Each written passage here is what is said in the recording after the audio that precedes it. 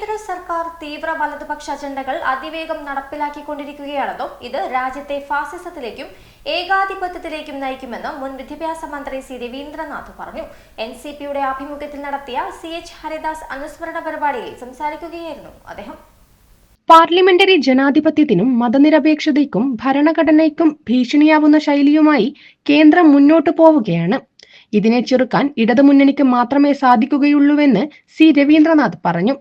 ഇടതുപക്ഷ ജനാധിപത്യ മുന്നണിക്ക് മാത്രമേ ശക്തമായി ഫാസിസത്തെ ചെറുക്കാൻ സാധിക്കുകയുള്ളൂവെന്നും അദ്ദേഹം കൂട്ടിച്ചേർത്തു. സമ്പത്തിന്റെ വിതരണം നടപ്പിലാക്കുന്നു എന്നുള്ളതാണ്. It's very simple. ഇന്ത്യയിൽ 102ാമത്തെ സ്ഥാനം, ഇന്ത്യക്ക് 102ാമത്തെ സ്ഥാനവും കേരളത്തിന് 1ാമത്തെ സ്ഥാനവും കിട്ടാനുള്ള കാരണം അത് കേരളം ആയതുകൊണ്ട് എന്നൊക്കെ നമ്മൾ ഒഴിയിൽ നിന്ന് പ്രസംഗിക്കും. പക്ഷേ തിയറി എന്ന് പറയുന്നത് ഈ സാമ്പത്തിക വിതരണത്തിന്റെ പ്രത്യേകതയാണ്.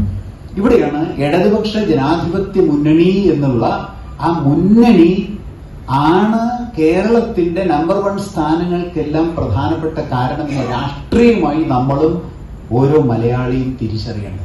എന്തുകൊണ്ട് ഇടതുപക്ഷ ജനാധിപത്യ മുന്നണി? എന്താണ് അതിന് കാരണം? അല്ലെങ്കിൽ അങ്ങനെയാണല്ലോ ഇന്ത്യ വളരുന്നുവെന്ന് ഇന്ത്യയുടെ മറ്റേ ഭരണകൂടം പറഞ്ഞുകൊണ്ടിരിക്കുന്നുണ്ട്. ആ വളരുന്ന ഭരണകൂടത്തിന്റെ ഉള്ളിൽ ദാരിദ്ര്യമാണ് പറഞ്ഞത് 102.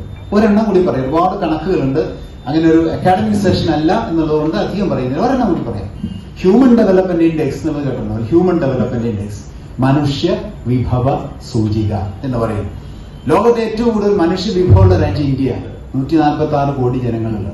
മനുഷ്യ വിഭവത്തിന്റെ വികസനമാണ് വികസനം എന്നാണ് ലെഫ്റ്റ് ചിന്തിക്കുന്നത്. മനുഷ്യ വിഭവത്തിന്റെ വികസനം. ആ വികസനത്തിൽ ഇന്ത്യയുടെ സ്ഥാനം എത്രയാണെന്ന് അറിയാമോ?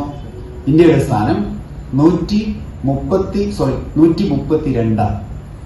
147 രാജ്യങ്ങളുടെ പട്ടികയിൽ ഇന്ത്യ 132ാമത്തെ സ്ഥാനത്താണ്.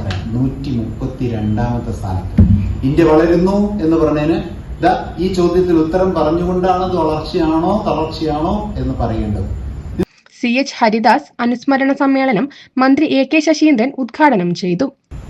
കോഴിക്കോട് സർവകലാശാല യൂണിയൻ ഉണ്ടായപ്പോൾ ആ യൂണിയന്റെ ആദ്യ പ്രസിഡന്റായി തെരഞ്ഞെടുക്കപ്പെടുകയും ചെയ്ത ആളാണ്.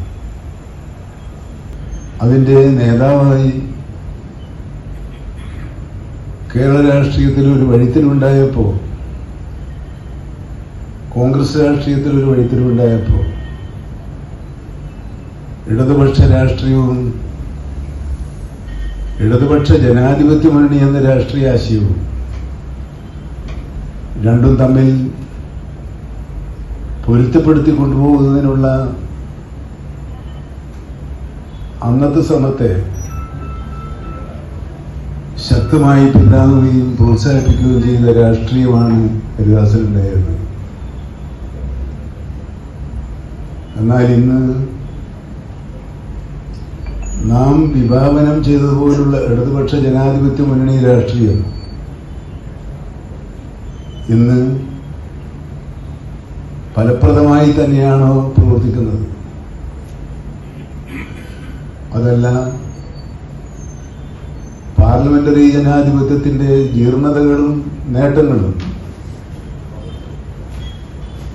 ആ പ്രവർത്തനത്തെ തളർത്തുകയോ ദുർബലപ്പെടുത്തുകയോ ചെയ്തിട്ടുണ്ടോ എന്ന പരിശോധന അനിവാര്യമായ ദേശീയ രാഷ്ട്രീയ സാഹചര്യം നിലനിൽക്കുമ്പോഴാണ് ഇത്തവണ നമ്മൾ ഹരിദാസിനെ ഓർമ്മിക്കുന്നത്. NCP സംസ്ഥാന നേതാക്കളായ PK Rajan, TN Sivasankaran, Mukkam Muhammad, advocate MP Suryanarayanan, P Sudhakaran, M Alikoya, Alice Mathew, K Sivaraman തുടങ്ങിയവർ സംബന്ധിച്ചു. ACV